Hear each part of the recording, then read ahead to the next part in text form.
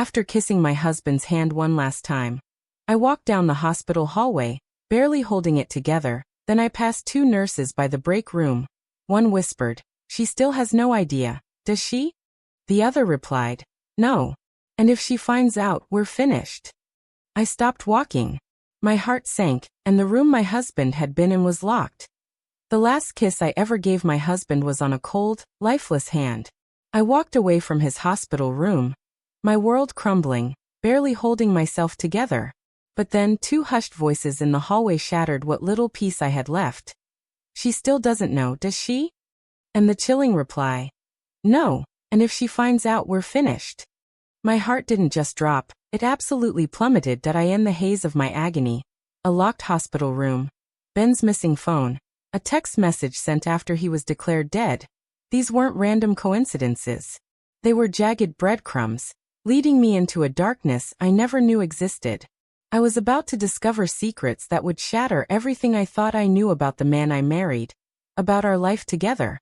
They say grief makes most widows retreat. For me, it made me dangerous. My fingers trembled as I reached for Ben's hand. So cold. Too cold. The steady rhythmic beep of the heart monitor in his room had fallen silent hours ago, replaced by the hushed whispers of nurses and the eerie squeak of shoes on linoleum. "It's time, Mrs. Parker." The doctor's voice was too gentle, too soft. "You can say your goodbyes now." I nodded, unable to form a single word. Just 3 days before, Ben had kissed me goodbye, complaining about a headache. By lunchtime he was in the ER. By evening in a coma. And now at 35 gone. A massive stroke. "Can we have a moment alone?" I whispered, my voice barely there. The room cleared, and I sat by his bedside, drinking in every detail of his face. The crinkles around his eyes when he laughed. The tiny scar above his eyebrow from a childhood fall. His dark hair, still adorably messy. "Ben," I choked out. "I don't know how to do this without you." I traced the knuckles of his hand, remembering how those hands had held mine through everything. College graduation, our wedding day, buying our first home. "I love you. I've always loved you." I leaned down, pressing my lips to his forehead. Cold. So achingly cold. When I finally pushed myself to stand, my legs threatened to buckle. Melissa, the nurse whose name tag I vaguely registered, stepped forward. "Take your time, Mrs. Parker." I just nodded, clutching my purse like a lifeline. "Thank you for everything you all did." My body moved mechanically towards the door, but my mind was stuck, trapped in a thick, suffocating fog of disbelief. Ben couldn't be gone. My Ben. As I entered the corridor, two nurses were huddled near their station, heads bent, deep in conversation. I probably wouldn't have noticed them at all, except they instantly fell silent as I approached. Then came the whispers again. "She still doesn't know, does she?" one asked. "No," the other replied, her voice taut with tension. "And if she finds out, we're finished." I froze. Mid-step. They hadn't seen me. What didn't I know? What the hell were they hiding? The nurses finally glanced up, their eyes widening in sudden panic when they spotted me. They scattered like startled birds, one pretending intense interest in a patient chart, the other practically fleeing down the hall. I turned back to Ben's room, but the door was already shut. A sign hung on it. "Cleaning in progress. No entry." Two orderlies stood outside, their faces blank, their posture strangely rigid. Then a third nurse approached me. Tanya, her name tag read. Her hand was gentle on my elbow. "Mrs. Parker, you should go home. You've been through enough." There was kindness in her voice, yes, but also a palpable urgency, like she was trying to usher me away. "Can I see his chart?" I heard myself ask, surprising even myself. I want to know what his last hours were like. If he was in pain, if he woke up at all while I wasn't here.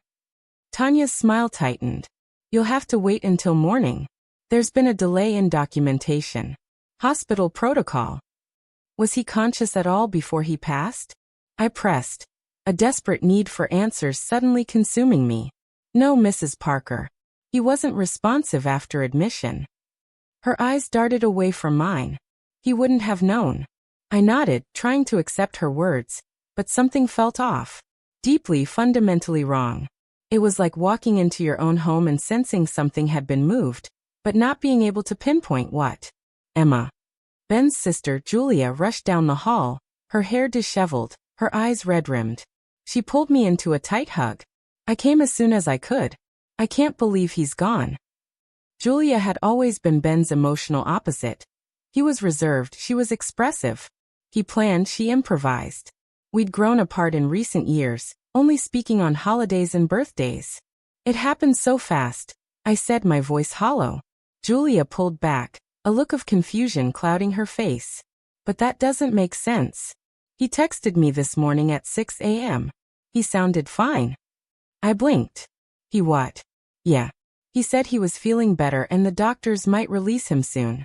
Told me not to worry you. Tanya, who had lingered nearby, stepped closer. That's impossible. Mr. Parker was declared brain dead at 5:04 a.m. Julia pulled out her phone, scrolling through messages. Look. 6:07 a.m. Feeling better. Doc say might go home soon. Tell Emma not to worry. That's what he wrote. I stared at the screen, at the message from my supposedly brain-dead husband. Tanya's face had gone utterly pale. There must be some mistake, she insisted. Maybe the timestamp is wrong. Or what? I asked, my voice surprisingly steady despite the raging storm gathering inside me. Mrs. Parker, you've been through a terrible ordeal. Grief can make us look for answers, for something to make sense of the senseless. But sometimes things just happen. Her voice was carefully rehearsed, like she'd said these words countless times before. I need to go, I whispered, backing away. Julia offered to drive me, but I shook my head. I need to be alone. The drive home was a blur. My mind kept replaying those hushed words. She still doesn't know. If she finds out, we're finished. And then the text to Julia, sent after Ben was supposedly gone. Our house, my house now, was dark and silent when I arrived. I didn't bother turning on lights, making my way to our bedroom in the gloom. Everything was exactly as we'd left it 3 days ago. Ben's watch on the nightstand, his book face down on his side of the bed, his pajama pants tossed over the chair. I collapsed onto the bed, curling around his pillow. It still smelled like him. I pulled his wedding ring from my pocket. They'd given it to me in a small plastic bag along with his wallet. Why does this feel wrong? I whispered into the darkness. What weren't they telling me, Ben? The silence offered no answers. Just a growing sickening certainty that something was profoundly, terrifyingly wrong. Morning dawned in fractured images. Sunlight stripes on the floor, the distant bark of a dog, a car door slamming. I hadn't really slept, just drifted through a cruel limbo where Ben was alive one moment, gone the next. My body ached from the night spent in a fetal curl. The bedside clock glared 9:47 a.m. In normal times I'd be in my classroom, teaching fractions or state capitals to my 4th graders. Normal times. When Ben was alive, I forced myself to stand, to move. In the bathroom, I splashed icy water on my face, staring at my reflection. Dark circles under bloodshot eyes, pale skin. I looked like a ghost of myself. Ben's hospital bag sat untouched by the front door, where I'd dropped it. I knelt, slowly unzipping it. His clothes were inside, neatly folded. The jeans and button-down he'd been wearing when the stroke hit, his belt, his socks. But his phone wasn't there. Neither was his smartwatch. I frowned, desperately trying to recall. I'd packed this bag myself, while the doctors fought for his life. I distinctly remembered putting both devices inside. I called the hospital, navigating the cold, automated system until I finally reached patient services. I'd like to request my husband's medical records, I said, forcing a calm I didn't feel. Ben Parker. He passed away yesterday morning. I'm very sorry for your loss, Mrs. Parker. We can certainly process that request. It typically takes 5 to 10 business days for medical records to be released. 5 to 10 days. I repeated, a new alarm bell ringing. That seems long. There's an internal review process for all deceased patient records, the woman explained, her tone professional but utterly devoid of warmth. It's standard procedure. Something about her answer gnawed at me, a tiny persistent itch. I also can't find some of my husband's personal items, I continued, pushing past my unease. His phone and smartwatch. They weren't in his bag. Let me check our system. I heard the distant clicks of a keyboard. I don't see any electronics listed in our inventory of Mr. Parker's belongings. Everything we had was returned to you. But I'm certain they were in his bag. I put them there myself. I understand your concern, Mrs. Parker, but our records indicate all personal items were returned. If you'd like to file a formal complaint.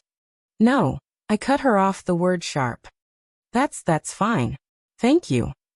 I hung up, that sense of wrongness intensifying, churning in my gut. Where were Ben's devices? And why such a lengthy internal review for his medical records? My phone rang, startling me so badly I nearly dropped it. An unknown number. Hello, Mrs. Parker?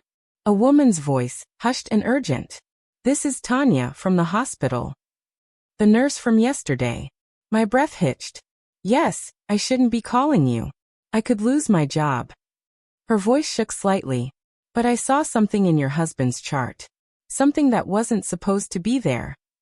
My heart began to pound a frantic rhythm against my ribs. What? He was awake, Mrs. Parker. Yesterday morning before. She paused, a choked sob. He asked for you specifically. He was agitated, trying to tell the staff something. Why wouldn't they tell me this? Why? My own questions screamed in my head. I have to go. The line went dead. I stared at my phone, my hands trembling. Ben had been conscious. He had asked for me. And no one had told me. I needed to make sense of this. To organize the scattered fragments of information that were now feeling less like coincidence, and more like a deliberate, chilling conspiracy. I found a notebook in Ben's desk drawer. On the first blank page I scrawled. What happened to Ben? Underneath, a bulleted list. Stroke on Tuesday. Declared brain dead. Thursday 5:04 a.m. Text to Julia. Thursday 6:07 a.m. Nurses whispering about something I didn't know. Ben's missing phone and watch. Ben was conscious and asking for me. The facts stared back at me, disconnected, yet undeniably linked. My phone buzzed with a text from Julia. Can we talk? Something doesn't feel right about this. We met at a coffee shop downtown an hour later. Julia looked as sleep-deprived as I felt. Ben called me Tuesday night, she said, stirring her untouched coffee. After they admitted him. He sounded scared, Emma. Not about the stroke, but about something else. He said he had something important to tell you. That he'd messed up. Messed up how? He wouldn't say. Just that he needed to make things right. I frowned. That didn't sound like my Ben. I know, Julia leaned forward. Which makes me think it was really important. After coffee, I drove to our bank. I needed to begin the grim, agonizing process of untangling our finances. The banker was sympathetic, guiding me through the steps with practiced gentleness. You'll want to print out recent statements, she advised, for taxes and estate purposes. I nodded, grateful for the clear instructions, my mind still reeling. When she handed me our credit card statement from the past month, I scanned it automatically and froze. Charges I didn't recognize. Small ones mostly. A gas station across town. A restaurant I'd never heard of. But one stood out. Peterson's jewelry. $3,850. Just 2 days before Ben's stroke. Is something wrong? The banker asked, her brow furrowed. No, I said quickly, forcing a smile. Just trying to keep track of everything.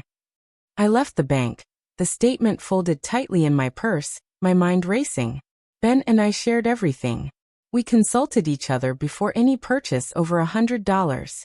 It was one of our first agreements as newlyweds.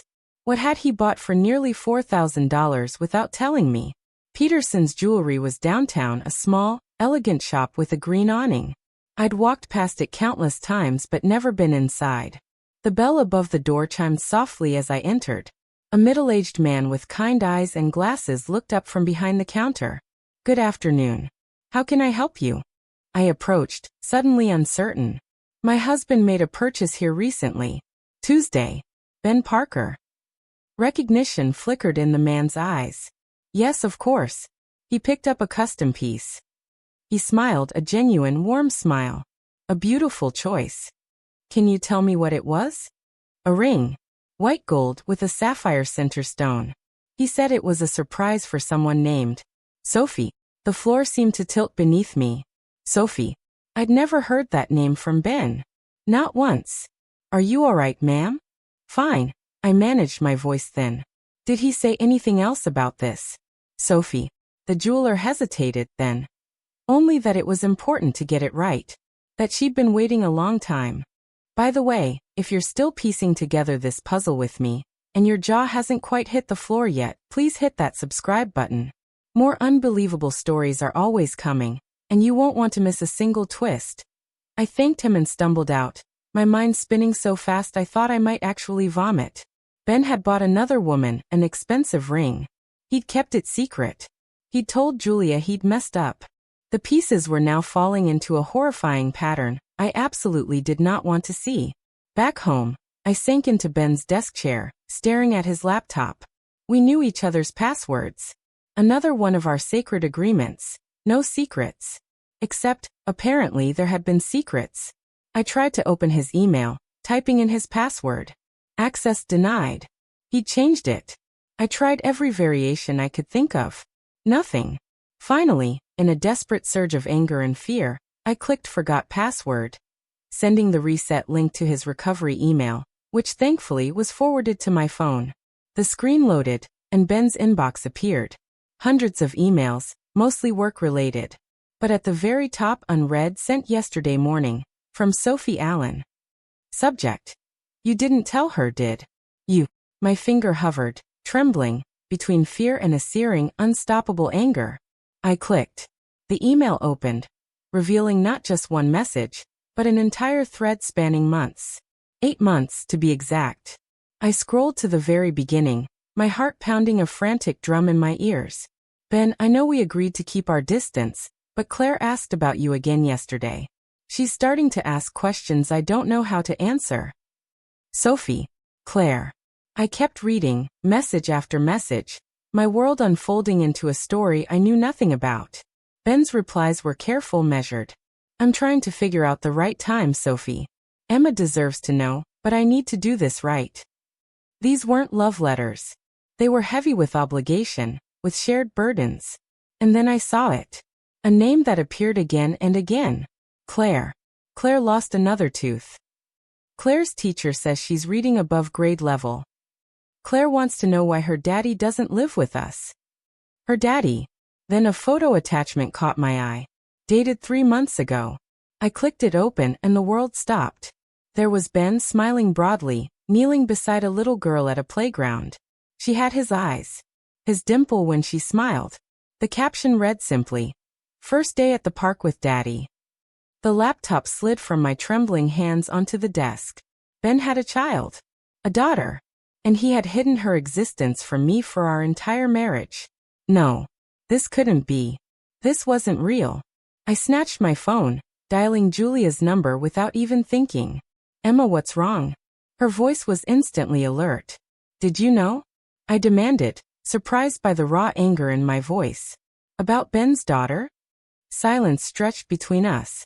Then quietly, what daughter? Claire. He has a daughter with a woman named Sophie. He's been seeing them, spending time with them. My voice cracked. Buying them jewelry. Oh my God, Julia breathed. That's what he meant. What? Last Christmas at your house. I overheard him on the phone in the backyard. He said, if Emma ever finds out, she'll leave me. I thought maybe he'd lost money or something, but this? I hung up without saying goodbye. I needed to see her. This Sophie. This woman who had shared a secret life with my husband. Finding her wasn't difficult. Sophie Allen was on Facebook. Her profile semi-public. She was pretty in an understated way. Chestnut hair, kind eyes. Nothing like me. Her profile listed her as a single mom to 6-year-old Claire, an elementary school teacher, living in Westfield, just 20 minutes from our house. 6 years old. Which meant Ben had known her before we were married. Had gotten her pregnant. Then left her to marry me. No, that wasn't the Ben I knew. The timeline didn't make sense, not to me. I drove to Westfield that afternoon. Sophie's address from a quick property record search already punched into my GPS.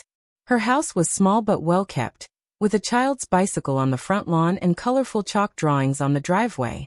I parked across the street, not sure what I planned to do. Confront her? Demand answers? Ask to see the child my husband had kept secret? As I sat there, paralyzed, the front door opened. A woman, Sophie, stepped onto the porch. She called something over her shoulder, and then a little girl burst through the doorway, her backpack bouncing as she ran to her mother. Claire, Ben's daughter. The resemblance was unmistakable now that I saw her in motion. The way she tilted her head when she laughed. The animated gestures as she spoke. Before I could think better of it, I was out of my car and crossing the street. Sophie noticed me approaching, her smile fading as she instinctively pulled Claire closer to her side. "Can I help you?" she asked, weariness etched in her voice. "I'm Emma," I said. "Emma Parker, Ben's wife." Recognition dawned in her eyes, followed by a complex emotion I couldn't quite name. Not guilt, not fear. Something more like quiet resignation. "Claire, honey, go inside and start your homework. I'll be in soon." The little girl looked at me curiously before nodding and disappearing into the house. Sophie crossed her arms. "I wondered if you'd come. I'm sorry about Ben. Truly." "Did you know he was dying?" I blurted out. "Is that what the ring was for?" She frowned. "What ring?" "The sapphire ring. He bought it for you 2 days before his stroke." Sophie shook her head. "He didn't buy me any ring. It wasn't like that between us, Emma." "Then what was it like?" I demanded, fighting to keep my voice steady, on the edge of unraveling. She sighed. "Can we sit, please?" We settled on her porch steps, a careful distance between us. "Ben and I dated briefly years ago," she began. "Before he met you. It didn't work out, and we went our separate ways. I didn't know I was pregnant until after you two were already engaged." "And you didn't tell him?" The accusation hung in the air. "I tried once. But he was so happy with you, planning your wedding."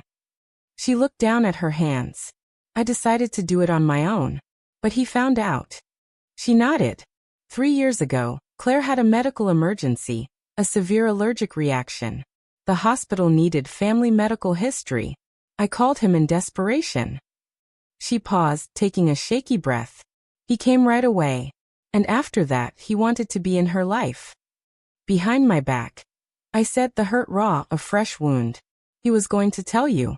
Many times. But he was scared.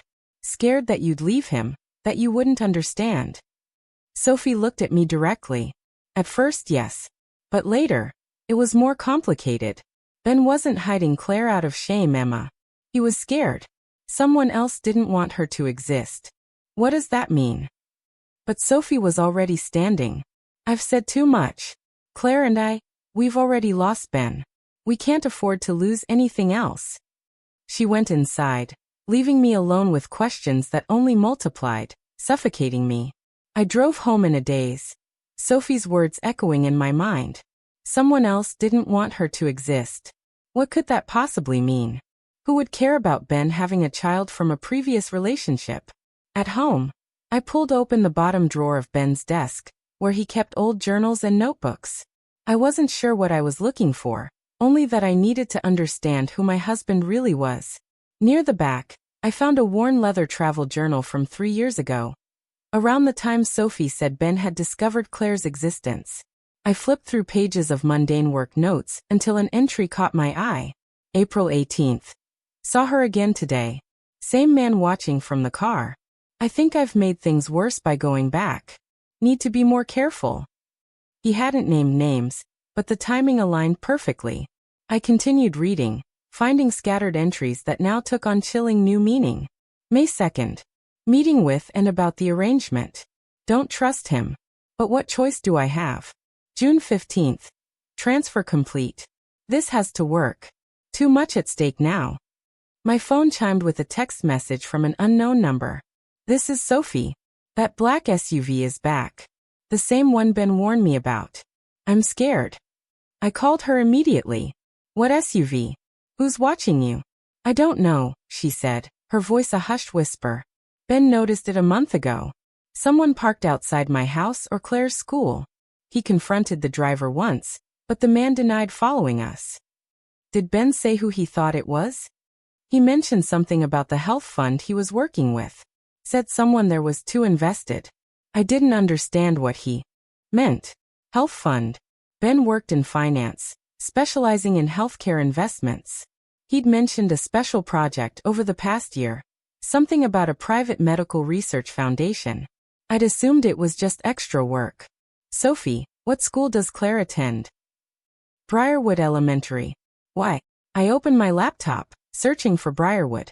It was a private school, and at the bottom of its website, prominently displayed, were the logos of its benefactors. Among them, Westlake Health Innovation Fund. The very place Ben had been consulting. The connection hit me like a physical blow. Ben hadn't just been visiting his secret daughter. He'd been funneling money to her school through his work with this mysterious health fund. But why would that put them in danger? The next morning, armed with a shaky resolve, I drove to the Westlake Health Innovation Fund offices. The building itself was a monument to sleek, modern secrecy. Tinted windows, a minimalist lobby, and an aura of untouchable power. I approached the reception desk, forcing a confidence I didn't possess. Good morning. I'm Lisa Parker, Ben Parker's assistant. I need to collect some files from his office. The receptionist, a severe-looking woman, frowned. I wasn't aware Mr. Parker had an assistant. I work remotely usually, I said, conjuring a smile, hoping she couldn't hear my heart hammering against my ribs. But since his passing, I've been asked to gather his materials. I'll need to call upstairs for approval. While she dialed, I scanned the lobby. Security cameras glinted in every corner. Visitor badges with QR codes were assigned by the elevator. All visitors, a sign warned, must sign confidentiality agreements before proceeding beyond reception. This wasn't just tight security, this was pure paranoia. I'm sorry, the receptionist said, hanging up. Someone will be down to speak with you. Minutes later, the elevator doors opened. A man in an impeccable suit emerged, his smile not quite reaching his cold eyes. I'm Nathan Wells, Chief Security Officer, he said, extending a hand that felt like marble. You must be confused. Ben Parker didn't have an assistant. I felt my face flush, a hot wave of indignation. I'm not his assistant. I'm his wife, Emma Parker. Nathan's expression shifted, subtly, like a predator adjusting its mask. Mrs. Parker, my condolences for your loss, but I'm afraid I can't allow you access to Mr. Parker's workspace. His contract included strict confidentiality provisions that survive his death. What was he working on here? I asked directly, my voice laced with a fury I was barely containing. I'm not at liberty to discuss that. But legally you're no longer involved with any of it. His tone softened artificially. Ben's personal effects from his desk have already been packed up. I can have them sent to you. That would be appreciated, I said, swallowing my frustration, the metallic taste of defeat coating my tongue. As I turned to leave, Nathan added, his voice low. Mrs. Parker, Ben was a valuable member of our team. His dedication to certain projects will be hard to replace. The way he emphasized dedication sent a chilling shiver straight down my spine. Back in my car, I called Sophie again. What medical condition does Claire have? Why? Her voice was instantly guarded, wary. Please, Sophie, it's important. She hesitated. She has Kaplan-Mercer syndrome.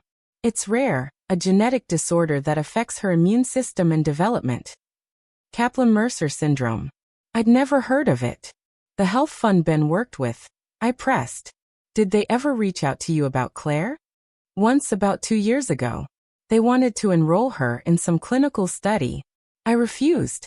It felt too experimental, too risky. The pieces were starting to align, forming a picture I could barely comprehend. Ben's secretive behavior, the money trail, his fear. It was all connected to this rare disease, to this health fund, to Claire. My phone rang. An unknown number again. Mrs. Parker, this is Thomas Grayson. I was your husband's attorney. I frowned. Ben and I shared a lawyer for our wills and house purchase. Richard Simmons. I was retained by your husband privately, approximately 2 years ago. He left specific instructions that in the event of his death, I was to contact you after a brief waiting period. My grip tightened on the phone, knuckles white. What instructions? He left an envelope for you. He was quite explicit that it should be delivered in person, and only to you. I met Thomas Grayson at his office an hour later. He was older than I expected, with kind eyes behind wire-rimmed glasses. Ben came to me in a state of considerable distress, he explained, retrieving a sealed envelope from his desk safe. He wouldn't specify what troubled him, only that he needed to ensure certain information would reach you if something happened to him. The envelope felt heavy in my hands. My name, written on it in Ben's familiar handwriting. Did he seem afraid? I asked. Thomas considered this, then shook his head. Not afraid exactly. Determined. Like a man making contingency plans he hoped never to use.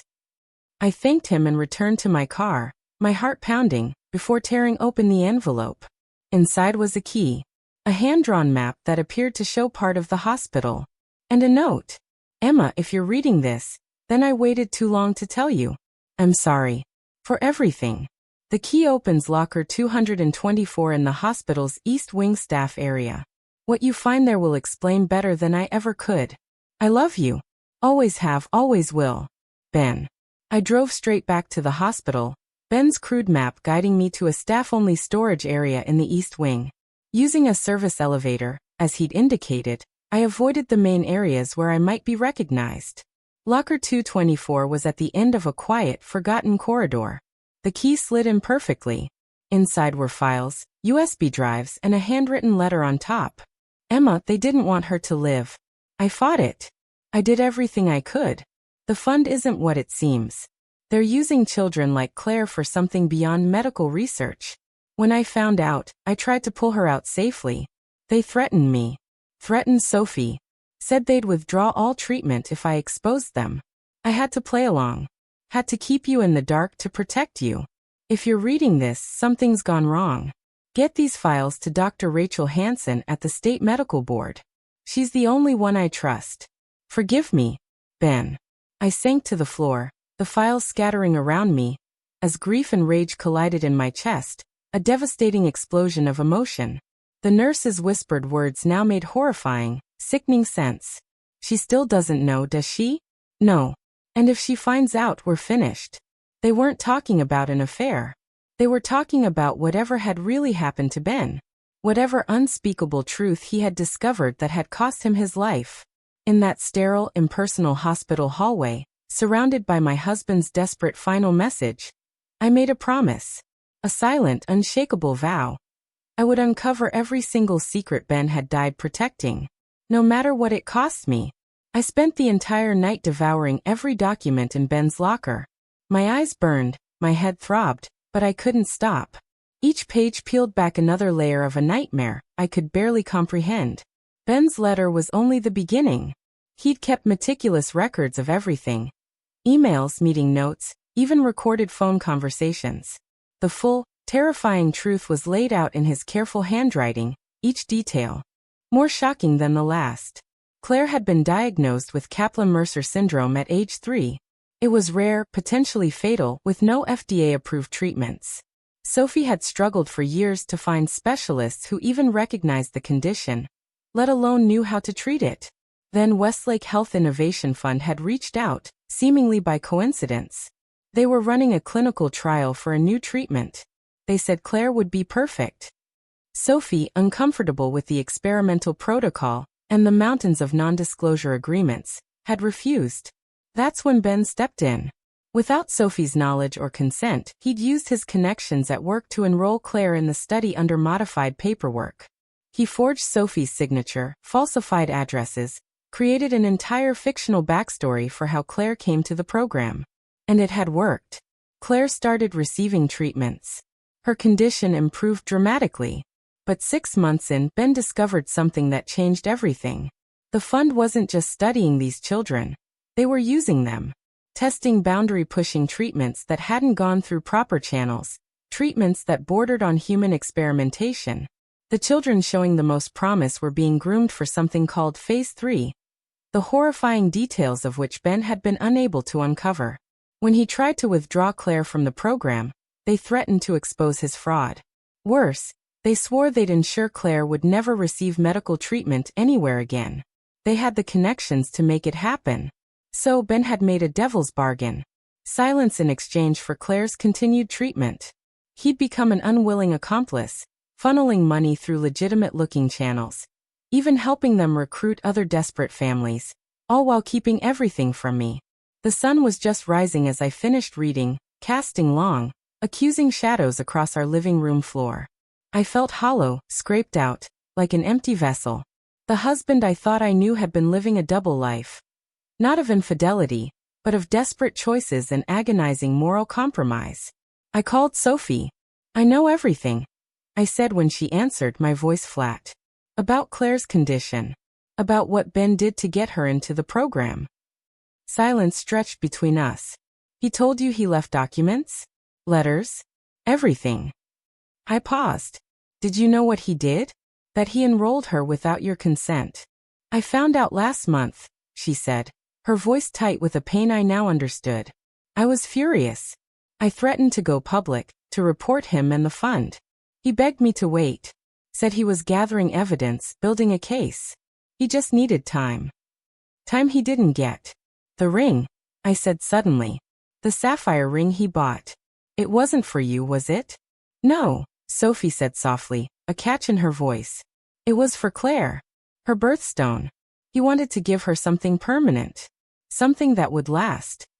She didn't finish the sentence, but we both knew why, in case he wasn't around. "We need to talk in person," I said. "This isn't over." I met Sophie at a park the next day. Claire was at school.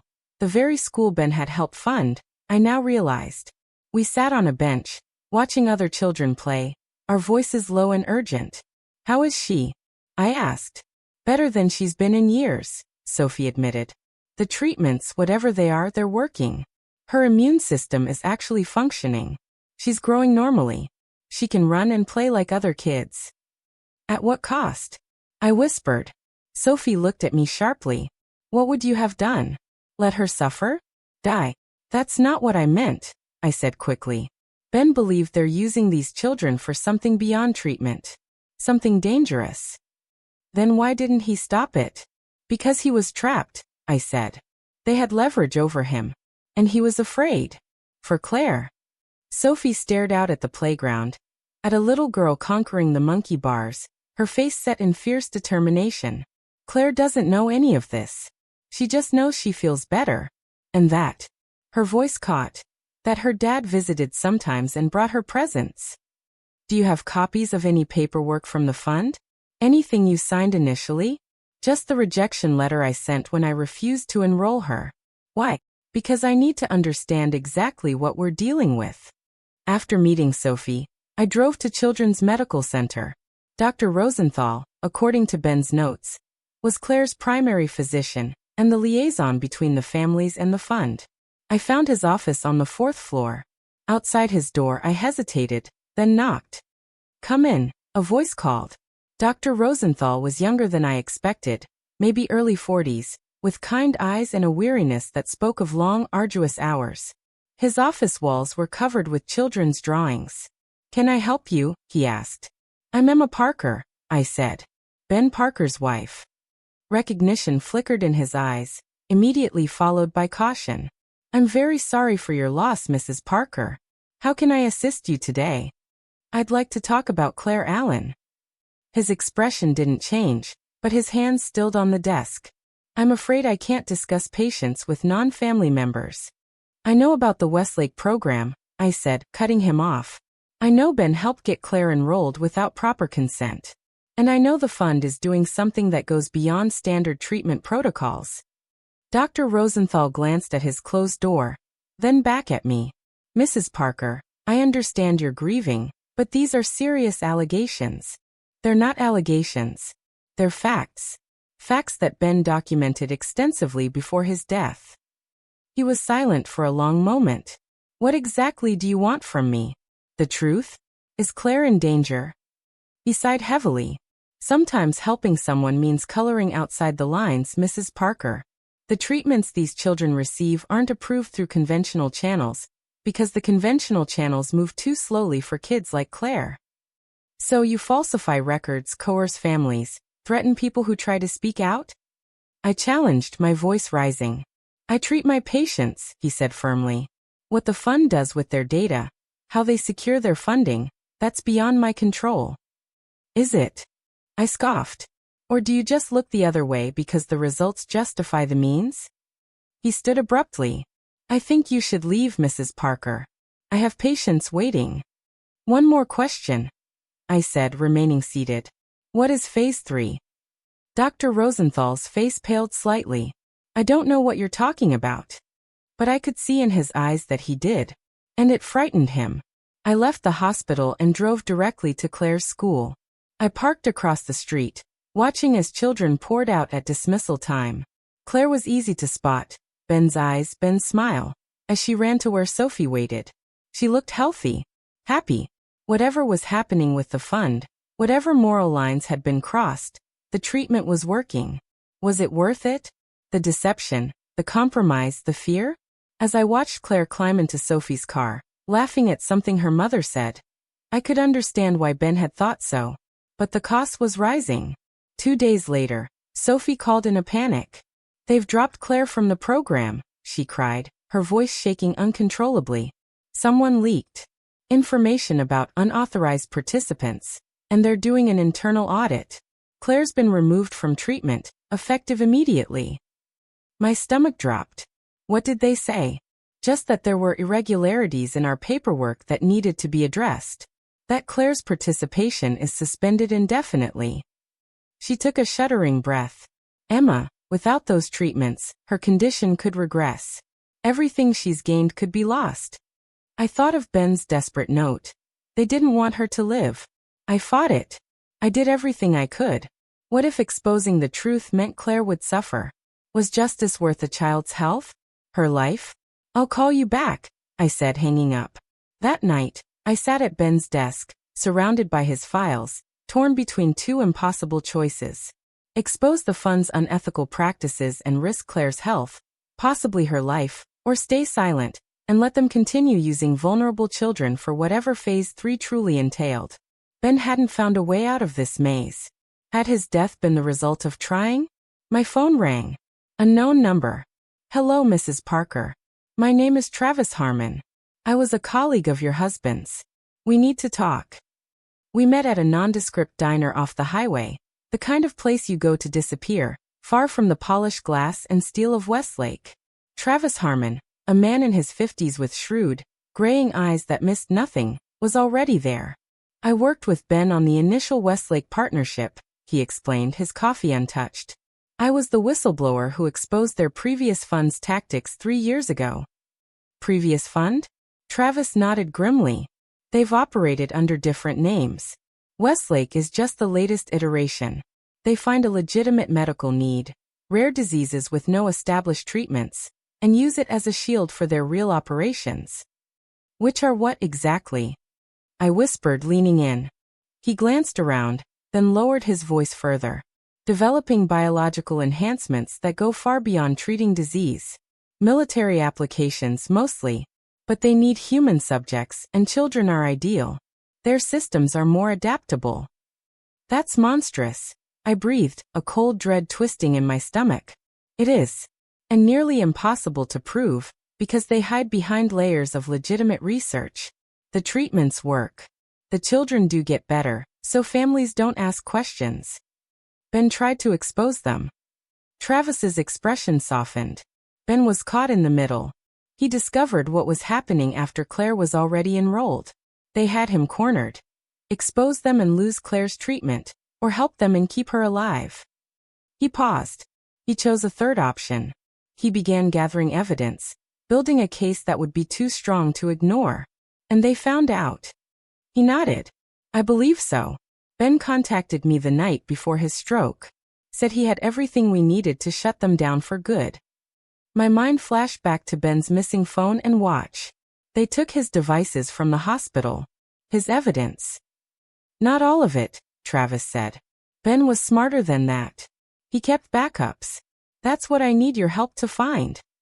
For the next week, Travis and I worked methodically, relentlessly, through everything Ben had left behind. The files from the locker, his home office, every digital account we could access. We built a detailed timeline of events, cross-referencing each piece of evidence. Sophie joined our efforts, bringing every document she had related to Claire's condition and treatment. Her initial hesitation had hardened into fierce determination. "I want to do this the right way," she said, "or we keep running forever." We were making progress when Travis received a troubling phone call. "That was my contact at the medical licensing board," he said, hanging up, his brow furrowed. "Someone's been asking questions about Claire's case." "Specifically who?" They wouldn't say. But shortly after, Claire's doctor received an official notice questioning her treatment history. That evening, Sophie called in a panic. "There's a black SUV parked outside my house again," she cried, her voice shaking. "They've been there for hours." I drove to her house immediately. By the time I arrived, the SUV was gone, but Sophie remained visibly shaken. "Claire keeps asking when she'll get her medicine again," she said, her voice breaking. "I don't know what to tell her." "We're close," I promised, though my own heart was heavy. "We just need a little more time." The next day, a local reporter named Rita Mendoza reached out to me. She'd been investigating Westlake for months after receiving anonymous tips about irregularities in their clinical trials. "I heard whispers about a patient named Claire," she explained when we met in a coffee shop far from the hospital, "and about a financial analyst who was asking too many questions." "My husband," I said, and she nodded. "I'd like to help, but I need to understand exactly what we're dealing with." I shared a carefully selected portion of what we'd discovered, enough to give her context without compromising our evidence or putting Claire at risk. "This is bigger than I thought," Rita said, her eyes wide. "And more dangerous. Are you sure you want to pursue this?" "I don't have a choice," I said, the words a steel-hard conviction. "Neither does Claire." That night, I returned home to find a letter from my school district. My teaching position was being reviewed due to financial irregularities in my classroom expense reports. Reports that had never been questioned before. They were coming after me now. The next day, Travis obtained something invaluable. An audio recording from an anonymous source inside Westlake. Ben's voice was unmistakable, tense, arguing with a man identified only as director. "You can't pull her from the program," Ben pleaded. "She needs these treatments." "Then sign the Phase 3 authorization," the director replied, his voice chillingly cold. "It's a simple choice, Parker. You either sign this, or she dies off the program. You choose." "You're asking me to consent to something without telling me what it is." Ben's voice was laced with desperation. "We're asking you to trust the process that's kept Claire alive for 2 years. Your choice." The recording ended there. Travis looked grim. "This is what we needed. Proof of coercion." "It's not enough," I said. "We need to know what Phase 3 actually is." With Rita's help, we scheduled an emergency court hearing. The judge, a stern woman named Eleanor Winters, agreed to see us privately, given the sensitive nature of the case and the potential risk to a minor. "We'll push for Claire's immediate reinstatement and treatment," Travis explained as we prepared. "But we'll also present evidence of the fund's coercive practices and demand an independent investigation." The night before the hearing, Sophie called, her voice shaking. "Someone slashed my tires," she cried. "All 4. And they left a note on my door." "What did it say?" "She's not worth it. Neither are you." A cold, white-hot rage built in my chest. "Stay with a friend tonight. Don't tell anyone where you're going. We'll pick you up in the morning." As I hung up, I realized I was no longer afraid. These people had taken my husband. They'd threatened a child. They tried to intimidate us into silence. But silence wasn't an option anymore. The courthouse was quiet when we arrived, our hearing scheduled before regular sessions began. Travis had arranged for a private entrance to avoid attention. The judge's chambers were wood-paneled and austere. Judge Winters watched us impassively as we took our seats. Across from us sat 3 men in expensive suits. Westlake's legal team, led by a sharp-eyed, unyielding woman named Diane Marshall. "This is highly irregular," Marshall began, her voice dripping disdain. "An emergency hearing based on speculative claims." "I've reviewed the initial evidence, Counselor," Judge Winters interrupted, her voice firm. and I find sufficient cause for concern. Proceed. Travis presented our case methodically, walking the judge through the damning documentation. Ben's records, the forged consent forms, payment trails showing how money flowed through shell companies, and finally, the audio recording of Ben being threatened. What we have here, Your Honor, Travis concluded, is a systematic pattern of exploitation.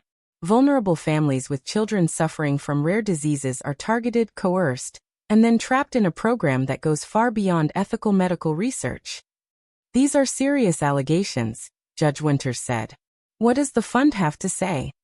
Marshall stood, oozing corporate confidence. Your Honor, Westlake Health Innovation Fund operates under strict FDA oversight.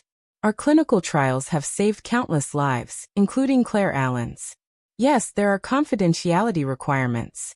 Yes, we protect our intellectual property, but the suggestion that we're conducting some kind of sinister experiment is absurd. Then explain Phase 3. I burst out, unable to stay silent any longer. Marshall's eyes flickered to me, a hint of steel. Phase 3 is standard terminology in clinical trials. It simply refers to the final testing phase before FDA approval. Then why won't you tell the families what it involves? Travis countered, his voice steady. Proprietary information, Marshall replied smoothly. But I assure you, it's both safe and effective. Sophie took the stand next, nervous but utterly determined. She explained how she'd initially refused to enroll Claire, how she'd later discovered Ben had forged her consent, and how Claire had been abruptly removed from treatment when questions arose. Has Claire benefited from these treatments? Judge Winters asked. Sophie's eyes filled with tears. Yes, dramatically. She was so sick before. Now she's like any other child her age. Yet you're here opposing the fund. Why? Because I want her treatment to continue, but I want to know what they're really doing to my daughter. I want transparency. I want a choice. Marshall's cross-examination was brutal, attempting to paint Sophie as an unfit mother who had neglected Claire's care until Ben stepped in. Isn't it true that you refused proven treatment for your daughter's condition? She demanded, her voice sharp. I refused experimental treatment without proper information, Sophie corrected, her voice now steady, defiant. And now that your daughter has been helped, now that she's thriving, you want to destroy the very organization that saved her? I want to protect her, Sophie said simply, from whatever you're not telling us about Phase 3. When my turn came, I took a deep breath, the air thick with tension, and approached the stand. I explained how I discovered Ben's secret, the files he'd left behind, and the nurse's whispered conversation on the day he died. Mr. Parker died of a stroke, Marshall interrupted, her voice dismissive. A tragic but natural event, unrelated to his work with Westlake. Then why was his room locked immediately after? I challenged, my voice ringing with a cold fury. Why were his personal effects tampered with? Why did a nurse call to tell me he had been conscious and asking for me? A fact the hospital denied. I read from Ben's letter. They didn't want her to live. I fought it. I did everything I could. The courtroom fell silent. You've presented a compelling narrative, Mrs. Parker, Marshall finally said, a sneer playing on her lips. But it's just that, a narrative constructed by a grieving widow desperate to find meaning in her husband's death. I looked directly at her, then explained why Ben's text was sent after he was declared brain dead. Before Marshall could respond, the courtroom door opened. Tanya, the nurse who had called me, slipped in quietly and took a seat in the back. Travis noticed her immediately. Your Honor, we have an additional witness. Tanya approached the stand, her hands clasped tightly together, visibly nervous but unwavering. My name is Tanya Williams. I was the attending nurse when Ben Parker died. She looked at me, a flicker of courage in her eyes. Or when he was supposed to have died. A murmur ran through the room, a collective gasp. What do you mean, supposed to have died? Judge Winters asked sharply. Mr. Parker suffered a stroke, yes, but he had regained consciousness early that morning. He was agitated, insisting on speaking to his wife. He kept saying something about evidence, about children being in danger. She took a shaky breath. Then Dr. Harrison arrived. He's not even an ICU doctor. He ordered everyone out. Said he needed to perform an assessment. When we were allowed back in, Mr. Parker was gone. Are you suggesting foul play, Miss Williams? Judge Winters asked, her voice like ice. I'm stating what I saw, Your Honor. Several of us raised concerns. 2 days later, our employment records were flagged for procedural violations. Most of us were offered transfers or severance packages. This is outrageous. Marshall interjected, a crack finally appearing in her composure. Unfounded accusations. Miss Marshall, Judge Winters said firmly, I suggest you allow the witness to finish. Tanya continued, describing how Ben's room had been immediately sealed, how his personal effects had been inventoried by fund security rather than hospital staff, how the timeline of his death had been altered in official records. By the time she finished, even Marshall's steel facade had shattered. Judge Winters called a brief recess, returning 30 minutes later with her decision. What happened here, she began, her voice resonating through the hushed chambers, represents a profound breach of trust, medical, legal, and ethical. While I cannot yet determine the full extent of wrongdoing, the evidence presented today warrants immediate action. She ordered Claire's reinstatement into treatment under court-monitored supervision. The fund was required to provide complete documentation of all protocols, especially Phase 3. An independent medical review board would oversee Claire's care. Additionally, she concluded, her gaze sweeping over Westlake's pale legal team, I am ordering a full investigation into the circumstances surrounding Benjamin Parker's death. Miss Williams, you'll be granted whistleblower protection. As we left the courtroom, I felt a strange, potent mixture of victory and grief. The truth was finally coming to light, a blazing, terrible sun, but it couldn't bring Ben back. Outside, Sophie hugged me tightly, her body trembling. Thank you, she whispered, her voice choked with emotion. For fighting. For her when you didn't have to. I hugged her back, realizing that in this moment, the walls between us, between Ben's two worlds, had finally crumbled to dust. 3 months crawled by.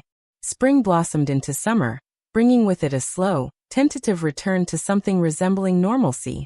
Though let's be honest, nothing would ever be truly normal again. The investigation into Westlake exploded beyond Claire's case. Other families came forward, their whispers turning into a roar, each echoing stories of coercion and secrecy. Phase 3, it turned out, was even more horrifying than we'd imagined. Genetic modifications. Enhancements designed to create children with unnaturally heightened immune responses, capabilities that could be replicated for military applications. Monstrous. Ben's death was officially reclassified as under investigation. The hospital administration was completely overhauled, with several key figures resigning amidst allegations of collusion with the fund. I returned to teaching, finding a strange solace in the familiar rhythm of my classroom. My fourth graders knew only that Mrs. Parker had lost her husband and had been helping a sick little girl. Their simple compassion, their handmade cards, their extra hugs, healed parts of me I hadn't even known were broken. In June, I published a piece in the local paper, something I titled, The Secrets My Husband Died With, and Why I Forgive Him. I wrote about Ben's impossible choices, about the crushing moral complexities of desperate love, about how good people can make terrible decisions for what they believe are the right reasons. I cannot condone what Ben did, I wrote, the deception, the forgery. But I understand why he did it. He saw a child suffering and chose action over inaction, even at great personal cost. In the end, he tried to make it right. That, I believe, is what defines us. Not our mistakes, but our attempts to correct them. The article was picked up by national media. Other whistleblowers contacted Travis, sharing similar stories from different, shadowy medical research facilities. What had begun as one family's nightmare was exposing a pattern of exploitation that stretched across the entire country. Sophie brought Claire to visit me one sunny afternoon. I'd been hesitant about meeting her, this child who had been the innocent center of so much pain and secrecy. But when she bounded up my front steps, a crayon drawing clutched tightly in her hand, all my reservations vanished. This is for you, she said, handing me the paper. Mom says you helped make the bad doctors go away. The drawing showed 3 stick figures inside a heart. They were labeled Mom, me, and Miss Emma. It's beautiful, Claire, I said, kneeling to her level. Thank you. She had Ben's smile, his curious eyes. But she was entirely her own person. Vibrant, resilient, beautifully untouched by the adult battles that had raged around her. As Claire happily explored my backyard, Sophie and I sat on the porch steps. The new treatment protocol is working, she said, a sense of quiet relief in her voice. No more secret injections or unexplained procedures. Just straightforward medicine, fully documented. Good, I said. That's truly good. She looked at me sideways, a gentle question in her gaze. You didn't have to help us. After what Ben did, lying to you all those years, you could have walked away. I thought about it. I admitted, a small, wry smile on my face. For about 5 seconds. What changed your mind?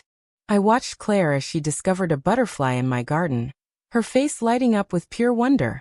At first, I was helping Ben, finishing what he started. Now, I gestured toward Claire. Now I'm helping her. Sophie nodded, understanding. She asks about him sometimes. I tell her that her dad was brave, that he loved her very much. He did, I said softly, in his own complicated way. Rita's investigative series on Westlake went viral, leading to congressional hearings on unethical medical research practices. Families across the country began scrutinizing the fine print of clinical trials their children were enrolled in. Tanya received offers to return to her nursing position, but declined. Some bridges can't be unburned, she told me when we met for coffee. But I don't regret speaking up, even though it cost me my career. She smiled, a profound peace in her eyes. It gave me something better. Peace of mind. She reached across the table to squeeze my hand. Ben would be proud of what you've done. 1 year after Ben's death, I finally removed my wedding ring. It caught the light as I slipped it off. A gold band that had represented promises both kept and broken. I placed it in a small wooden box along with Ben's last letter. Goodbye doesn't mean forgetting, I whispered to the empty room. I joined a local advocacy group for medical transparency and patient rights, using my experience to help other families navigate the complex, often terrifying world of clinical trials and experimental treatments.